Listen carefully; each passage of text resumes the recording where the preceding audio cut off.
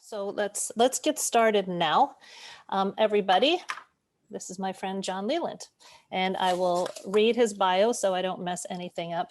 John is an award-winning reporter at the New York Times, where he wrote a year-long series following 6 people aged 85 and up, which became the basis for his book, Happiness is a Choice You Make, Lessons from a Year Among the Oldest Old. It's a New York Times bestseller. And before joining the Times in 2000, he was a senior editor at Newsweek and editor-in-chief of Details magazine. Now, you may have some more to fill in there, John. I may have some what to fill in? Some more to fill in there as far as your bio goes, because I actually grabbed that one from when I spoke to you about a year ago. So anything new for you? Not much has happened in that time. I guess so. We can take this year and kind of throw it out. Well, it's been a year of personal growth and learning and loss and yes, life. So yeah, it's been a we can't throw year. it out. This is what it was, the year we had. And this, this along with a lot of people in my community are facing some health challenges, but there's this overriding sadness from the year for a lot of people, a funk that they just can't seem to work their way out of. And this is why I wanted to bring you on and talk about happiness being a choice. I think sometimes we feel that some people are just innately happy and some people are just born to be miserable, and that isn't true. And I think maybe a good place to start is giving us the preface of your research, maybe what you thought you'd find and what you actually did find. I in 2015, I set out to write a year-long series in the New York Times about people age 85 and over, because they were one of the fastest growing populations in the country, in the continent. And I felt we didn't know that much about them. I didn't see them, their lives were different. And I thought it would be a year-long process of writing about the misery of being over 85, of starting to lose your memory, your vision problems, all the physical decline that comes with old age. And what I found as I spent time with these 6 individuals, who were all very, very different from each other, is that none of them, they all had some of the problems that I thought they would have, but none of the people defined themselves by their problems. And they all found some way or another, to a different extent or another, to live for the things they could still do and not for what they'd lost. So you went in there with a preconceived notion, and you came out of there. Were you completely changed? How was your growth through it all? I was kind of transformed by it, because I think I'm like a lot of people. I think, well, your happiness is a matter of your circumstance. And when your circumstances change, you'll become happier or less happy, depending on how things go. And if your health declines and your physical capacities decline, of course, you're going to be less happy. And what I saw from the folks I followed was that there was really no correlation between their level of happiness and their circumstance. People who had really, really challenging, difficult lives were often happy, and people who had the kind of lives we all kind of want were often pretty miserable. And so it was just that sort of basic, really pretty obvious idea that our happiness is something that we carry around with us. It's in us, it's not in our circumstances. And it's up to us to sort of activate it, acknowledge it, really define ourselves by it. And do you think we all have this ability to be happy, or do you see a predisposition for some people to be more happy than others? I would say that both of those things are true. People often talk about there being a set point of happiness, that if something good happens to you or something bad happens to you, you're going to be really happy for a while or miserable for a while, and then you're going to sort of gravitate towards your usual disposition. I don't like thinking about it quite that way. I like to think of it as we all have kind of a set range, and we can function towards the top of our range or the bottom of our range. I have a basic innate athletic ability and limits on my athletic ability. I can work out like crazy. I'm not going to be LeBron James. It's just not going to happen for me. But I can make myself a better basketball player. I can do things like that. And I think happiness works a bit of the same way. You cannot become necessarily the LeBron James of happiness if you're not well disposed to that.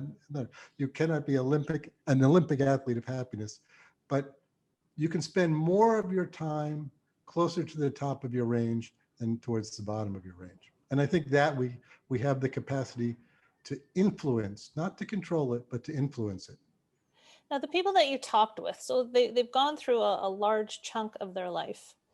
And I'm assuming that their happiness ebbed and flowed. And then when a crisis hit or a trauma, now, did they all have a trauma or some just going on the aging process? Oh, I don't think you live 80 years without trauma. Hmm. Fair enough. And but I would also say that the clearly the happiest and most uh, capable person that I spent time with, the filmmaker Jonas Mekas, was a Holocaust survivor. So, he had been through as a teenager in Lithuania. He'd been through the invasion of the Soviets, Joseph Stalin's Soviet army, and then the Nazis came after that, and he ended up in Nazi slave labor camps. And so he had experienced, two of the great traumas of the 20th century, the Soviet Stalinist trauma and the Hitler Nazi trauma. So he had been through that. And when I asked him why he could, after being through that and seeing how really horrible life can be and what people are capable of, how he could be happy, he just said, it's normal. It's not normal not to sing, not to dance, not to cultivate poetry and the saints, not to be interested in matters of spirit. I am a very, very normal case and I'm happy. Happiness is a normal state. So that really stuck with me. He said that, I think, fairly early in the year that we spent together. And I kept coming back to that idea that we're supposed to be happy. Happiness is our normal state because we've created this word that we call happiness, and it shouldn't be something that's external to us. It should be something that's internal to us. Did he have to work to cultivate this happiness? Are these what questions would you ask him? Like, to me, that would be, I would meet somebody like that. It would be well within their boundaries to be a bitter person. Now, I'm assuming that's what you would have thought too. So what would you ask him? Do you ask him, what has made you happy? What is continually, is there a point you're looking to? Is there a family that you're looking to? Did you ask him these questions? I did. I asked everybody this kind of over and over again, and I always got different answers. It would usually be what was working for them today. And in fact, Jonas would often talk about sexual moderation and moderation in his appetites for food, for wine, for drink, for sex. And somehow that was a golden mean for him. And what I take from that is not that moderating our habits and these things makes us happy, but feeling a certain agency in your life, that you are the one steering the ship, that you have the capacity to influence your mood in your life. I think that is kind of what Jonas brought to the happiness equation and what worked for him. Were there any of the 6 people that you spoke to that were right on point with, you thought they would be miserable and they were miserable? Or all these people really flag holders of happiness? Well, as I said, I set out to document misery. So if people were completely happy, I discarded them from my study set. I thought, like, they were in denial. How could they possibly be so happy? They're just not facing up to the truth. But there were people who were in pretty difficult straits. There was a man, Fred Jones, and I don't want to concentrate just on the men, because there were 3 men and 3 women. But Fred he had a heart condition. He was in the process of losing 2 toes to gangrene. He lived in a 3rd-story walk-up apartment, so it pained him. It was tremendous pain to go up and down the steps. And I asked Fred, what was the happiest time of his life? And he said, right now. And it was an amazing thing to me. And as we got into it, I realized that what Fred did was a kind of daily practice of gratitude. Hmm. You know, I asked him, like, what's his favorite part of the day? And he said, waking up in the morning and saying, thank God for another day on my way to 110.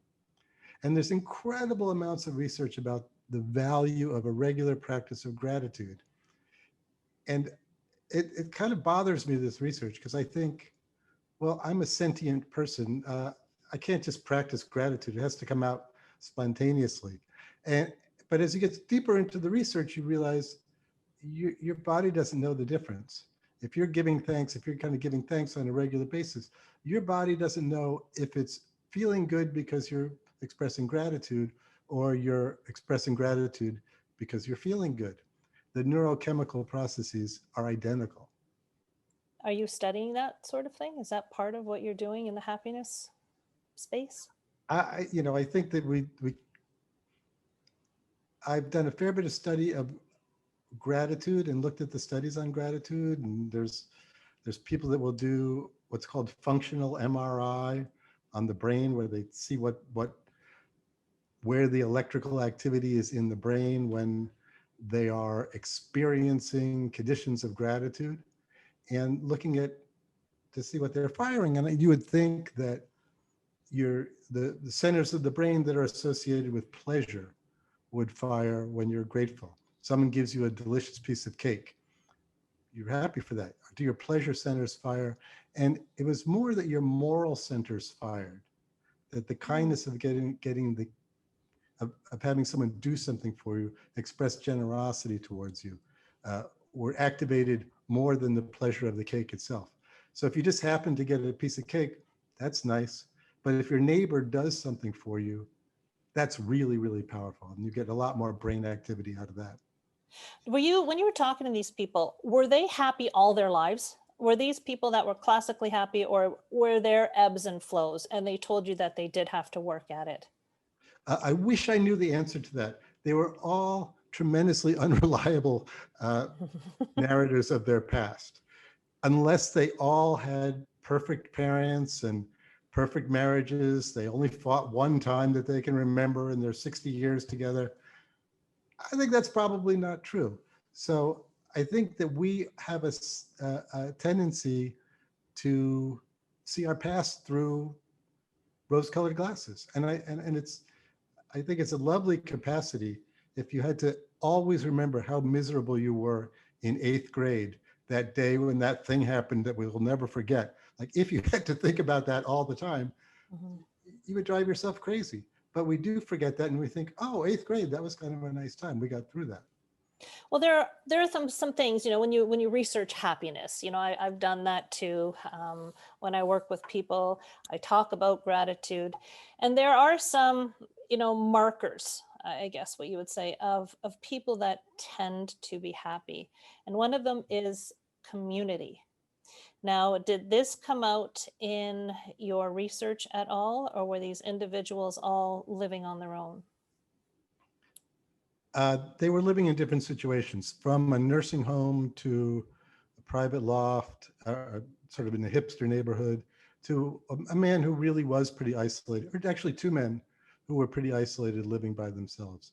So absolutely, the community and the relationships are really important. But I think as important as that is how they saw the relationships. Just having the relationships didn't matter that much, wasn't as significant as how they experienced those relationships. Did they feel fulfilled within the relationships? Were they ongoing relationships or relationships that they had passed? Like, were these people actively cultivating community? Was that part of how they were being happy?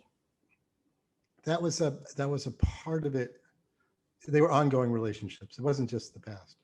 But I'm writing now about a very interesting story about a man whose wife died just before the pandemic struck, a couple months before the pandemic struck.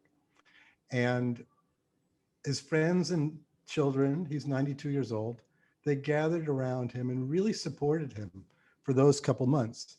And then the pandemic hit and they couldn't come anymore. They Mhm. couldn't take a meal with him. They couldn't hug him. He didn't have that. And he really started to go down. It was brutal.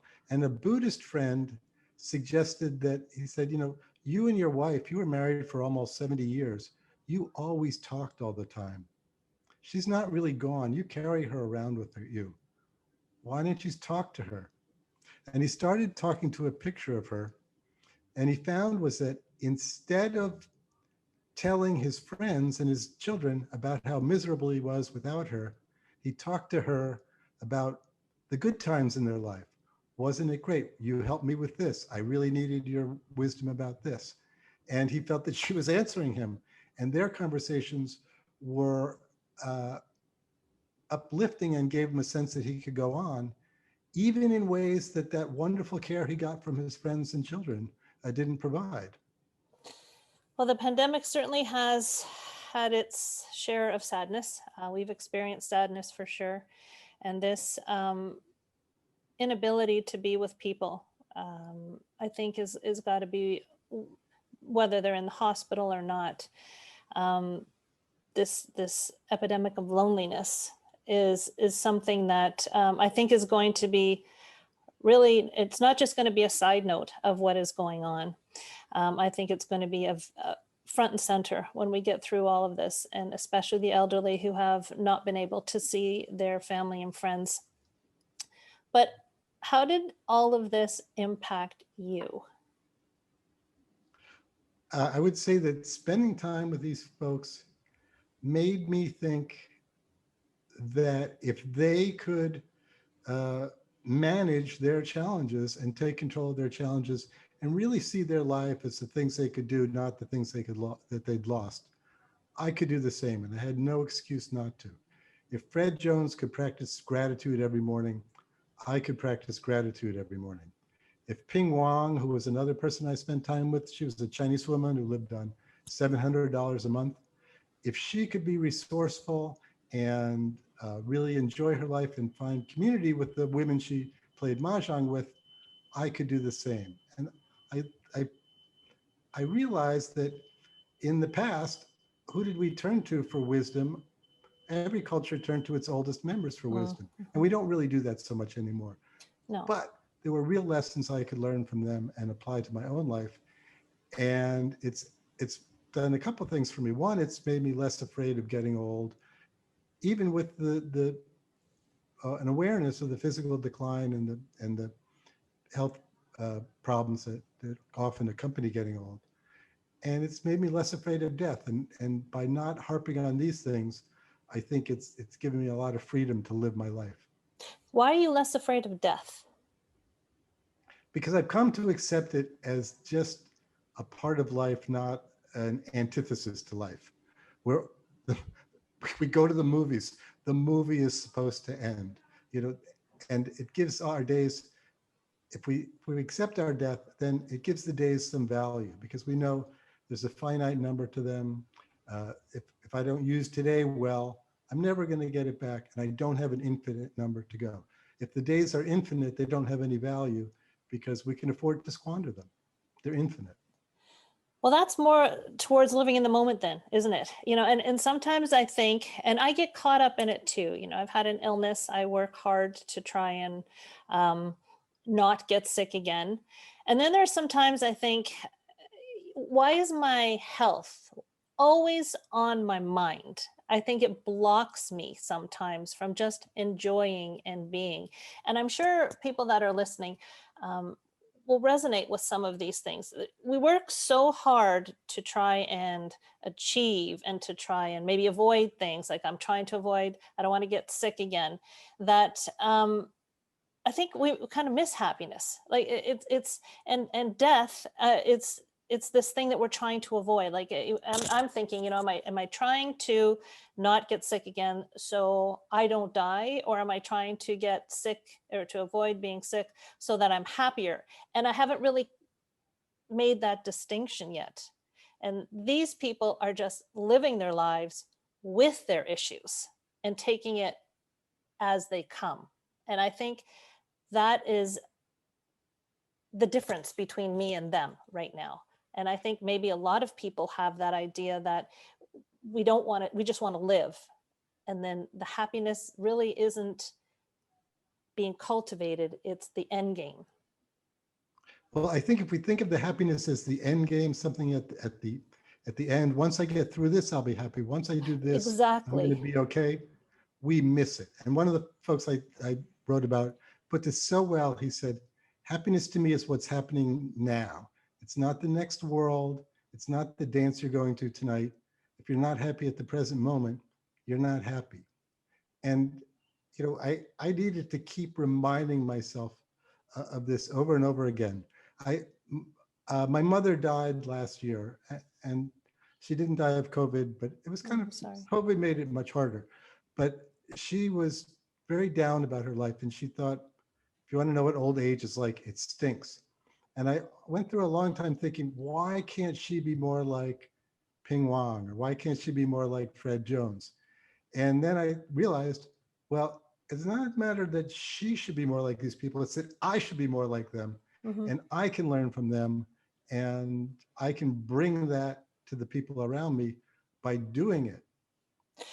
Part of that, now we're crossing into an ageism thing here too. And I venture to guess that a lot of people that are listening are not in their 20s. So, and as we do get older, as we hit 40s and 50s and 60s, our culture doesn't like that. Our culture doesn't like people getting older. And when we're brought up with that, when we see the years are passing by, it's almost like, okay, now we're going into that space where we're not the people that other people care about. We're not all that. And it's like a, I don't know, it's like this wheel you run on all the time that's trying to make you forget how old you are and forget your problems. And maybe that's not the right thing to do. Maybe these problems are a part and patchwork of our life. And for me, and someone just sort of mentioned here who had cancer, she's trying to live her life with joy all the time. It's difficult when it goes sideways. It certainly is difficult. But I think, I wake up, I put my feet on the ground, and I'm truly trying to say thank you. That's what I do every day. I get up, I can put my feet on the ground, and I'm trying to change my mindset, but it can be difficult. It is. We're not.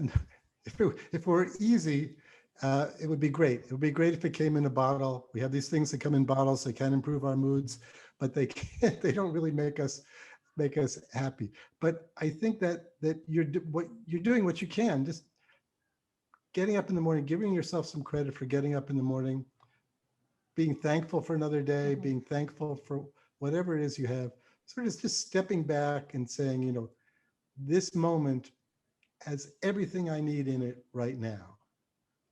In a And minute, I'll need other things. Later on, I'll need other things, but this has everything I need right now. How do I, how do I make the most of that right this second? And then yeah, and people are commenting here. Somebody said it's easier than said than done. It is. Sometimes, if you're going through a challenge in life, it is easier said than done. And we all have challenges, I think, and we all have to, I think this is about the tiny steps and being thankful and trying to call, to me it does start with gratitude, because that's where sort of happiness comes from. If you can find one thing every day to be thankful for, well, that's, to me, that's an equivalent of being happy for it. I And would that's add a one. couple other things to that. Generosity is Yes. creates more happiness in the giver in addition to the receiver of a generous act. Forgiveness is incredibly important. If you could just say to somebody, I forgive you, please forgive me. How can I help you? Hmm. Thank you. If we can manage to use those four phrases in a day, it's almost always going to be a better day than if we don't. Doesn't mean it's always going to be a good day. We And are supposed to have bad days, and happiness is not an absence of sadness and an absence of misery, because that's just denial. We're going to have crap happens, and it's yeah. going to happen. But if we don't feel singled out by it, if we understand that hardship, loss, they're a part of life. They're part of what it means to be human, just like all the other things we do. And understand that's what our life is made of now. How are we going to live our best life with this loss? I think that's a very good point you make. Happiness isn't the absence of bad things in your life. That's not what it is. It's what we choose to focus on, I think. And that focus can be harder for some people than others. No question about it. When it comes to death, someone mentioned that people in our society, we fear death. And that's it goes almost part and parcel with something that you said before, that wisdom as we get older is not appreciated as it used to be. In other cultures and in older times, um, older people were revered for their wisdom. They were appreciated and they were a part. They were never disenfranchised from their situation. And I think part of that disenfranchising is a Western thing. And that can be, as you're getting older, that can be difficult. But getting back to happiness being a choice, um, it's not flying off of buildings and being happy and flitting around. That's not what you're talking about, is it? No, and it's not that we can choose it the way we choose Crest or Colgate at the drugstore. It just means that we have to do constructive things internally to be happy. We have to understand that it's within us, and act accordingly. Take positive, proactive steps uh, to ensure that. And I'm missing the first part of this question now, but when it's not going to work all the time, Hmm. it doesn't. There's just there's just hardships, but It's the balance in finding life. people to share them with, finding people who understanding that when you're in that hardship, somebody cares for you, that you care about someone, that there's something that matters more than whatever hardship you're going through. And these people that you talk to, they weren't replacing relationships. They were cultivating new relationships. They're not. You lose somebody, you're sad about that. That's not what we're talking about here. It's not like forgetting the bad things. I think things and traumas that happen to us are a part of us. And again, it's how you look at them. These people weren't forgetting what they went through. They were accepting it and moving on as not the major factors in their life. I think that's right. And if we just forgot about things, we'd be psychopaths. You love that person for a year or 40 years, or you know that you don't want to forget about that. You want to hang on to that. But you want to understand that that pain is something that you have some control over, and you can Right. bring up and you can put yourself in it, but you don't have to be overwhelmed by it. Now, someone brought up here, I want to be happy, but I want to have peace. Those two are very different. I don't think so. I think that peace is a part of happiness, and it's being at peace is uh, terrific. I don't think that happiness is just that sugar rush, that Yeah. ecstasy. I think it's a sense that you are doing the things you should be doing that make a difference, and that your life has some meaning to it. It matters in some way. It's not just a new toy for at Christmas. That's a key piece here, that your life has meaning. And again, as we get older, it may be harder and harder. Your children leave, you're trying to figure out where your space is. How did these people, these elderly people, grip those changes in life, and where did they find a place for themselves in their world? I think it was hard for some of them, some less than others. Their children don't need them in quite the way they used to. Their grandchildren might be grown up now because they were older. They Their work didn't need them in quite the way that it did, but they found ways to be useful to other people, even if it's just a phone call sometimes to say, "Hey, thinking about you. How you doing?" And they found that meant making a difference in somebody else's life, even a small one, uh, was reaffirmed them that their life had meaning. And Mhm. it was helpful to look back and think, what do you want your life to mean? If you were to tell your biography, how would you tell it in ways that it means something and means something that you want it to mean. And happiness is different for everybody, I assume. Yeah. And again, it's not that just that, oh, I'm so happy all the time, because we can't be that all the time. Yeah. Again, that's insane. The world isn't, the world is hard sometimes, but having some kind of uh, tranquility, a measure of yourself, a measure that you are roughly in the right place, you're doing roughly the right things, you're spending more of your time on things that matter to you and more of your energy on things that matter to you. I think those are all elements of happiness. Did spirituality come out with the people that you interviewed? Was that in the happiness space for some people?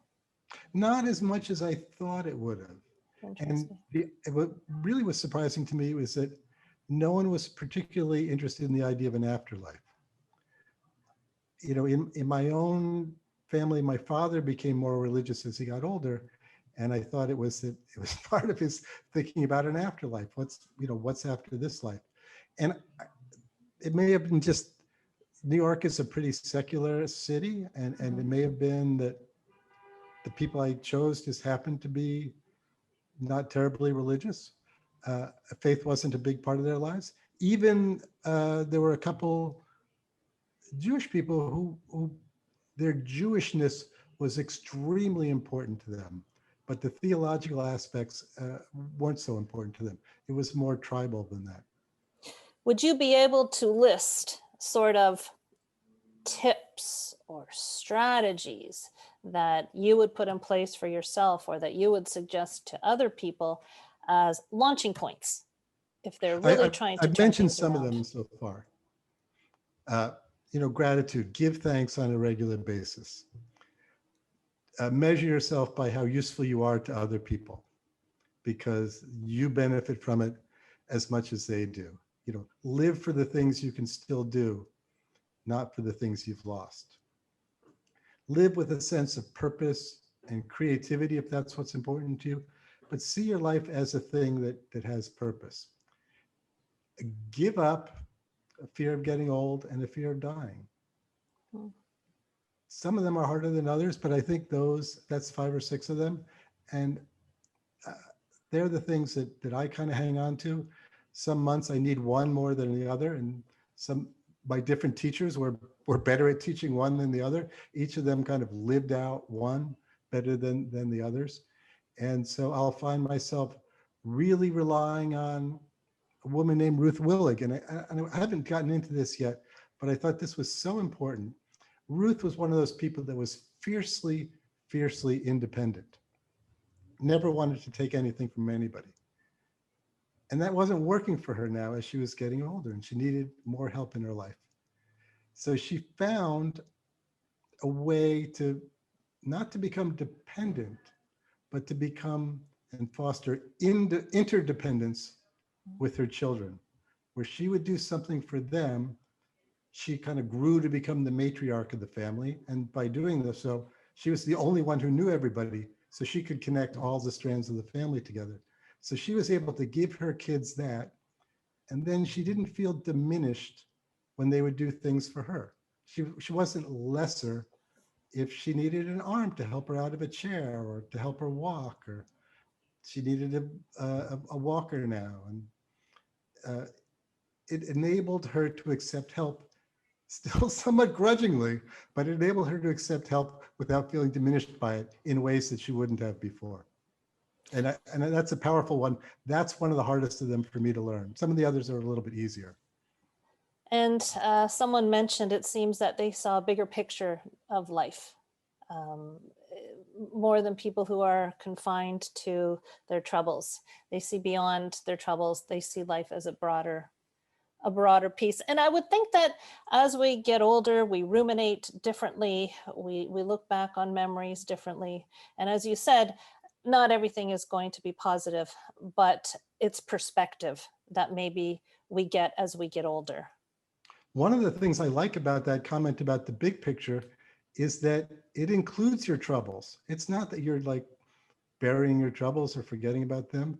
Those troubles are really still there. But if we understand them as part of the puzzle, things that we're going through in our lives, not our lives themselves. They're the stuff that happens to us while we're living, and they're going to happen to us. They are not the main story, and that we have some say in how we tell our stories. We can think of our troubles as the main narrative of them, or we can think of them as obstacles that we face on that journey that we're all on. When I talk to people that have been sick or that have had cancer, people that in my community, and they tell me that they're so afraid of it coming back. And I mean, this is one of my fears, of course. Anyone who's been sick, who has had cancer, a lot of people have this fear. And I try and tell them that the object of moving forward is not forgetting what you've experienced. It's finding a place for it and finding strategies to deal with it when that fear rises up. Does that fit into a mold of moving forward with your tragedies, of finding a place in life? Because life changes. We lose people, we gain people, job situations change, there's retirement, there's now what do I do ness out there. Is it a continual cultivation and a step back and a recheck and a move forward and a figuring out where things fit into our space that we're in right now? I think it is. And I also think that with fear, what we need to do is kind of step back and remember that fear is suffering over something that hasn't happened, something that's not real yet. It may very well be real tomorrow, but right now, it's not real. So we don't deny that it's ever going to happen. We can't stick our heads in the sand, but we can try to get some distance from it and think that right now it's not happening. How are we going to live right now? I was moved by what hospice nurses say to their patients, either verbally or telepathically. They say, you're dying, but right now you're alive. How do you want to live right now? How do you want to live today? And, we're all dying. Mm-hmm. And right now we're all alive. And how do we want to live right now? Tomorrow your cancer might be back. That's really a scary thing to think about. But we can acknowledge it without suffering from it today. It's a hard thing to do. And I think everybody has to find their own way to get there. Mm-hmm.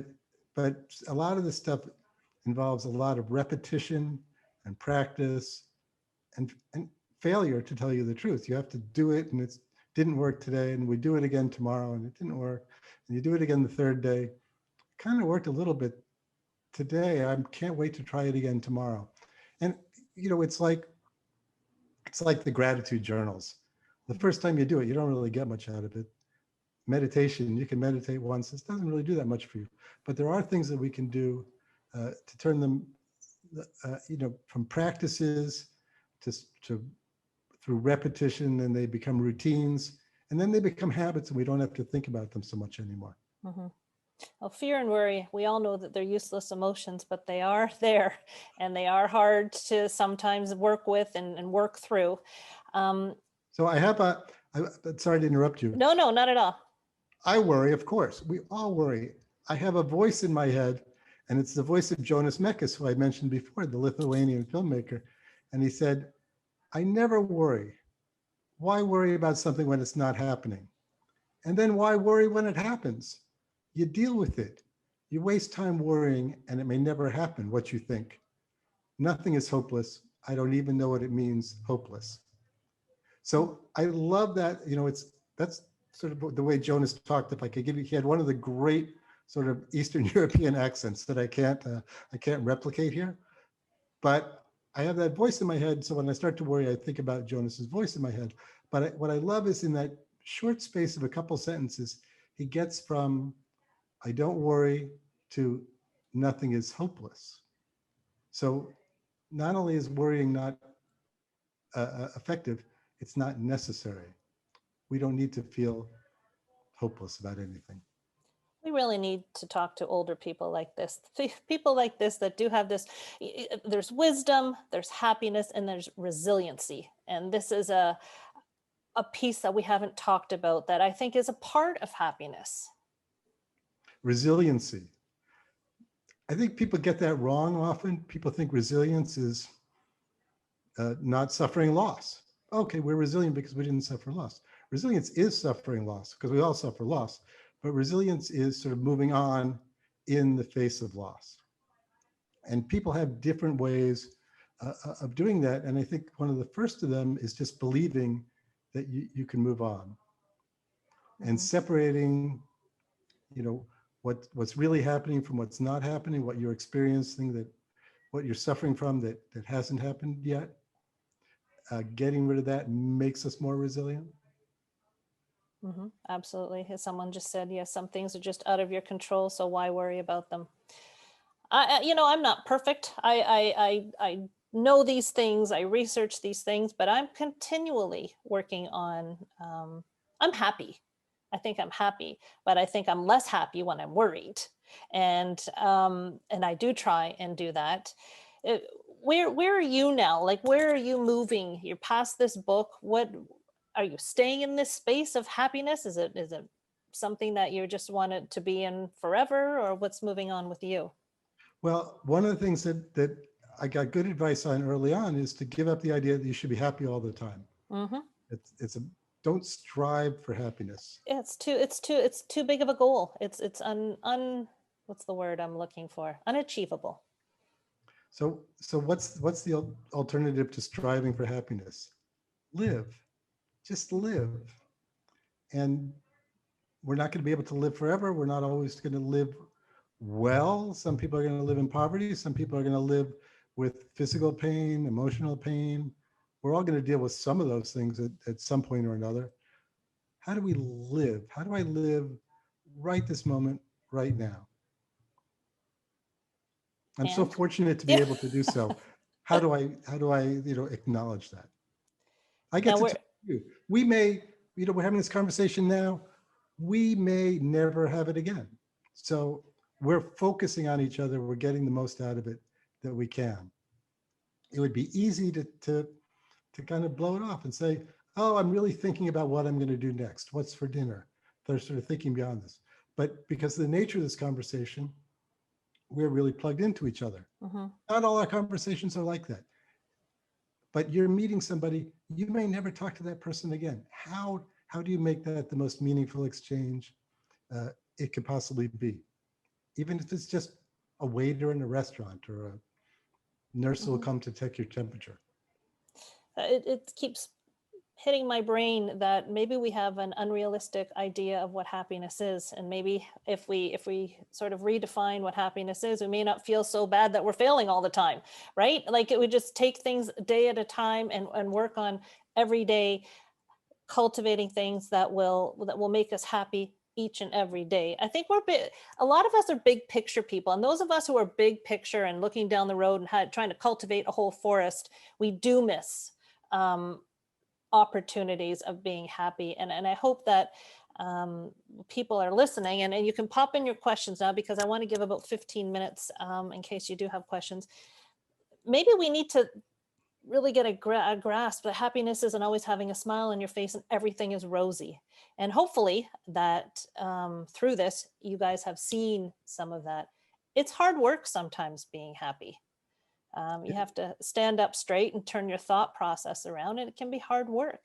But John's dealt with people that have been working hard on happiness all their lives, and they've lived a meaningful life. It is hard. One of the things I love about conversations like this is that everybody that's watching this now will have their own things that they've done or that work for them. And hopefully they'll contribute them and we'll talk about them and I will learn from them. And your way of getting through the hard times, enjoying the good times are going to be different from mine. Mhm. What works for you? We don't share these things. This is one of the things that has kind of been a bee in my bonnet for a while. We talk about how Jeff Bezos earns his billions, right? But we don't talk about like how Mrs. Johnson manages to get dressed in the morning Mhm. despite all she's been through, or how Mr. Jones deals with it, that the loss of his best friend or his daughter moving to the far coast. We don't talk about how people manage to get through their days. What are the techniques they use. We talk a lot about what drugs they can take, or so, but we don't hear from people who have found little devices or big devices that help them cultivate their own inner resilience. And I think we should talk about those. I think we should. I think we need to focus on what's relevant. In this time of social media, all we're seeing, I mean, you look at social media, there's another whole other webinar on how social media can impact happiness. And I think this is part of the reason why maybe our idea of what happy is kind of twisted, because there's no way that everyone is as happy as the people that we follow on social media. It's just not there. And I think if we can talk to people, we've lost this, John. We've lost the sit down and to dinner and talk. Some of my best conversations in the last, since I've been married, are sitting down with my father-in-law and talking about his life back in Italy, the simple things and easy ways that he got through his days, the challenging, he lost a father in the war, or lost a brother in the war, but it's how we talk. And it makes you realize that other people either have had worse or on par with you, and you're not alone in some of the struggles you're going through. And we don't talk enough. You're absolutely right. And if we just look on Facebook, all we'll see is that everybody we know is on a fabulous vacation right now. Yeah. I wish, eh? I really, this is why I love doing these webinars and having people on you. It's because it's the closest I can get to reaching people and talking. I can't have everyone sitting over at my table. But the aspect of talking and communicating and commiserating with other people, and that's not a shot against happiness. Commiserating and seeing where other people are picking up their socks and moving on are cues for us, I think. Commiserating is great. We should do it. Mm-hmm. Wallowing is not so good, Yeah, but commiserating is great. exactly. And there's a big difference. Does anybody have any questions here? I want you well, lots of great comments. Um, yeah, so you have somebody, a friend who lost their husband. She understood how she felt and talks to me where she couldn't talk to others. And that's important too. When you put yourself out there, when you are a person that's approachable, and I think that's part of happiness too. If you're a happy person, you're a little bit more approachable. And if you're not the type of person, telling your story is huge. I continually tell people to tell their story because I think that other people can resonate. And you're not going to resonate with everyone, and that's not the purpose of life. But to me, when you tell your stories all the time, it can people will gravitate to you that you need and that need you. That's my experience.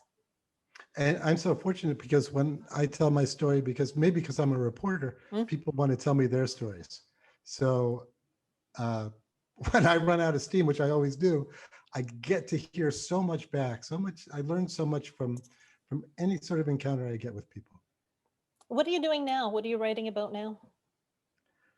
Well, I mentioned a little bit. I'm writing about resilience now and how people have managed to get through the pandemic so far, Mm-hmm. despite having, again, it's older people, so it's having their lives completely turned upside down, especially people in institutional situations where, Right. not only can their visitors not come in anymore, but all those people they met for breakfast every morning, they're not doing that anymore. And their dinner dates, they're not having those anymore. Their bingo night or movie night or whatever, all those were shut down. Mm-hmm. So a lot of times people became completely alone. And what we found is that even despite this, older people were still doing better than younger people. They were more likely to state their mental mindset as being very good or good than, say, people over 60 did better than people under 30. Why is that? Is because their world is smaller and they're not looking so big? I, I think that, and they had some perspective on this. They have the sense that they'll get through it because they got through whatever it was they got through before. Interesting. And is this an ongoing thing, or is this something that you're ready to publish? Or where are you at with it? Kind of ongoing right now. That's what I'm looking into. And is this for the New York Times, or is this a book you're doing? No, I'm not working on a book. I found the pandemic so stressful that I decided I wouldn't try to work on a book about it. And I have to say, I I've had such a good time speaking about happiness. Often I'll do something like this and I'll be in a bad mood because I just am. And Because I just and am. but talking about the people in the book sort of brings them back into my head and brings their lessons back to me, and it always manages to lift me up even when things aren't so good. So when I during the pandemic, I've been getting a lot of people wanting me to write about the horrible nursing home situation, Oh, the terrific deaths in nursing homes, and I thought just immersing myself in that world for a year and a half or whatever, and then when you going out and talking about it to people, it just seemed like not really what I wanted to do with the next period of my life. but it's going well. You're finding things are that, again, you're probably surprised. I mean, we get this idea of elderly people that are in the nursing homes that are I mean, it's got to be terrible for them, but you're not finding that. You're finding that they're coping.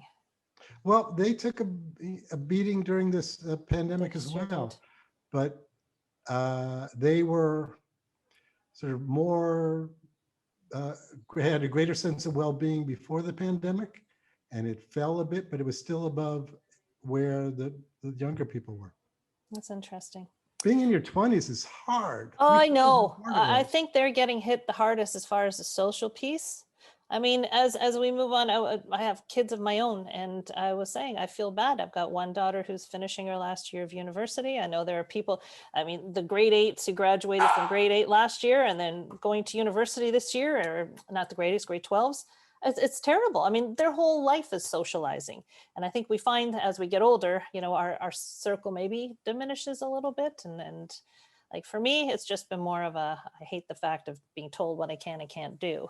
I mean, I'm managing, and we've all had our hardships, but I do think the kids are getting hit hard. Yeah, it's boring. Hmm. One thing about the pandemic is if you're lucky, it's boring. You know, Yeah, I'm bored. I've seen enough Netflix. Now, the one question here: do you have any tips on accepting and cultivating self worth in a space that you're in right now? that's a great one. And I got some advice on this from a neuropsychiatrist in Chicago who works with people with dementia. And she says doing these kind of like inventories of your life. It's a little bit like the movie It's a Wonderful Life, where Jimmy Hmm. Stewart is asked to look back on what would happen if he was gone. And what she did was she worked with people with dementia and had them do inventories of their life. What did they do? What meant things to them? Where did they have an impact in the world? And what she found is it, it raised their sense of purpose, which I think would be another way of saying self-worth, a sense that what you're doing has some value. That's like Well, having a purpose, a big part of having a purpose. is to look at your accomplishments and what you've done up until this point.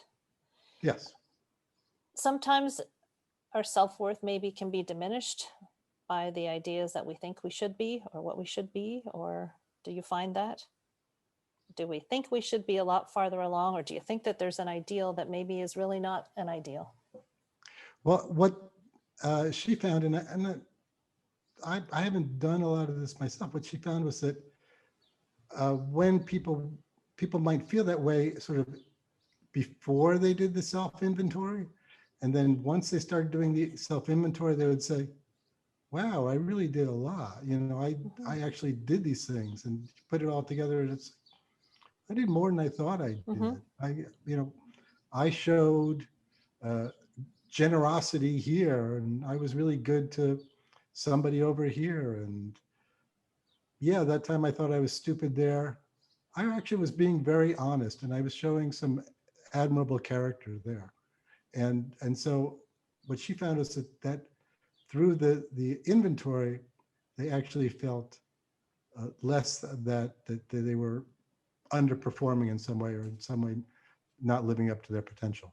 Sometimes we get these idea in our head of what the ultimate or the best life should be, and maybe that's the picture that we need to redraw, because I think that things that are undervalued, having children that are good children, having, providing, we don't have to go big all the time.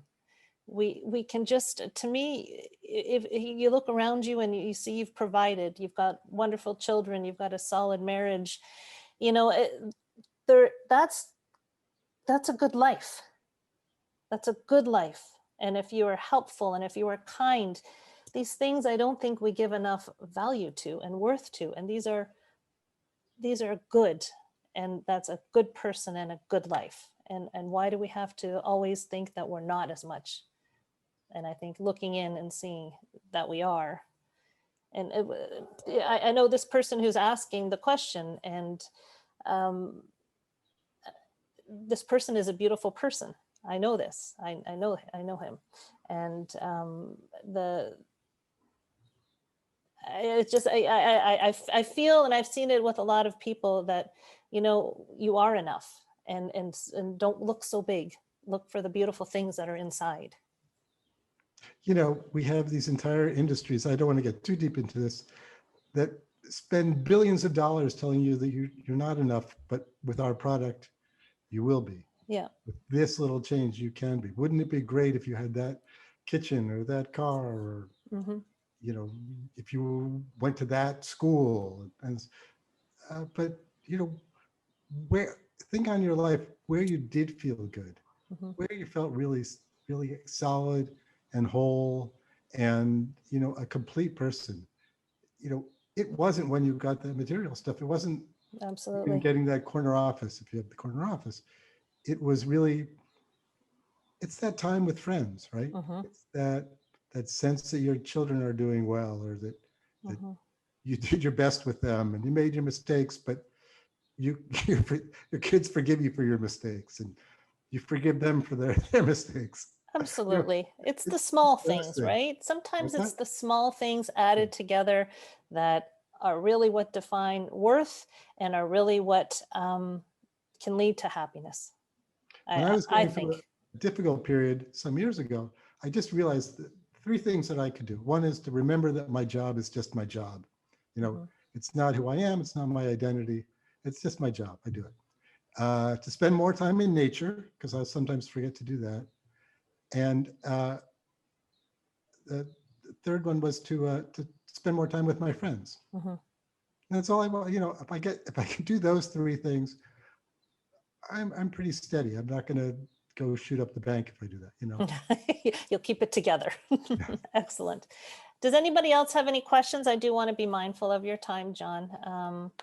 I'll leave it. I have a couple more popping in here. A lot of them are comments, and people are very grateful for your words, John.